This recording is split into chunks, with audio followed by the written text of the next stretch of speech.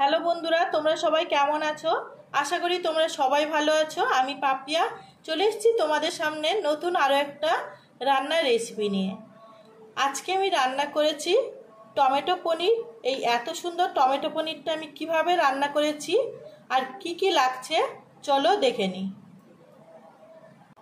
Tomato পনির করার জন্য আমি এখানটায় নিয়েছি 200 গ্রাম পনির, 2টো টমেটো, আদা বাটার, গোটা জিরে, ধনে গুঁড়ো, চিনি, লবণ, হলুদ, লঙ্কার গুঁড়ো, একটা তেজপাতা। চলো এখন রান্নাটা শুরু করি। নিয়েছি বাটার। একটা তাওয়ার মধ্যে বাটারটা দেওয়া হয়ে গেছে।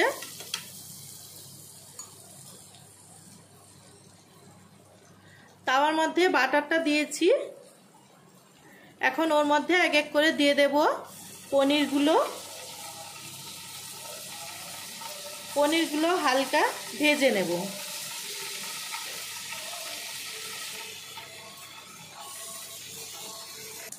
পনিরগুলো এখন ভাজা হয়ে গেছে, তুলে নেব। আমি এখানে বাটার দিয়ে পনিরটা ভেজেছি, আপনারা চাইলে সাদা তেল দিয়েও ভাজতে পারেন। এখন এখানটায় বাটিতে একটু জল নিয়েছি, দিয়ে দিচ্ছি লবণ। ভাজা পনিরগুলো জলের মধ্যে দিয়ে দিয়েছি। এখন 2-3 মিনিট এইভাবে রেখে দেব। এর মধ্যে আমি টমেটো আর আদা পেস্ট করে নেব। পনিরটা জলের থেকে তুলে নিয়েছি, টমেটো আদার পেস্ট করে নিয়েছি। কড়াইটা গরম হয়ে গেছে, কড়াইয়ের মধ্যে দিয়ে দিচ্ছি বাটার।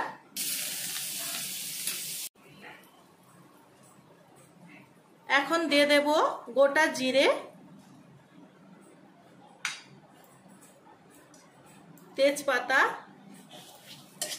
জিরেটা ভাজা হয়ে গেছে, এখন কড়াইয়ের মধ্যে দিয়ে দেব টমেটো আর আদা পেস্ট।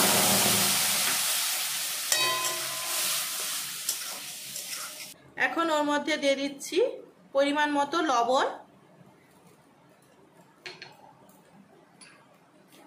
ধনে গুঁড়ো, হলুদ,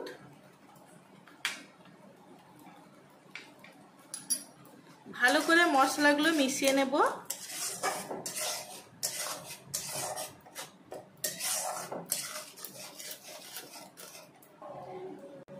এখন দিয়ে দিচ্ছি লঙ্কার গুঁড়ো, দিয়ে দিচ্ছি চিনি।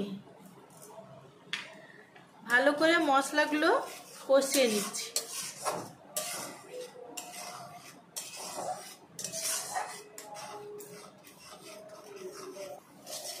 মশলা কষানো হয়ে গেছে, এখন ওর মধ্যে দিয়ে দিচ্ছি পনির, ভেজে রাখা পনির। এখন দিয়ে দিচ্ছি গরম জল।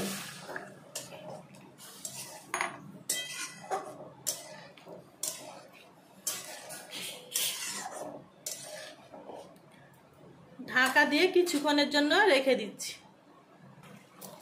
ভেজে রাখা 2টো পনিরের টুকরো তুলে রেখেছিলাম, ওপরের থেকে গ্রেফার করে দিয়ে দেব।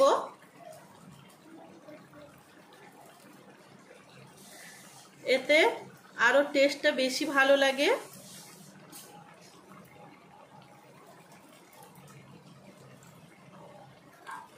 পনিরের এই রেসিপি রেডি হয়ে গেছে।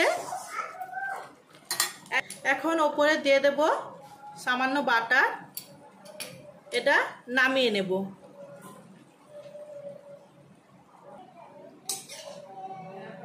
আজকের এই রেসিপিটা যদি আপনাদের ভালো লেগে থাকে অবশ্যই লাইক করবেন, শেয়ার করবেন এবং সাবস্ক্রাইব করবেন।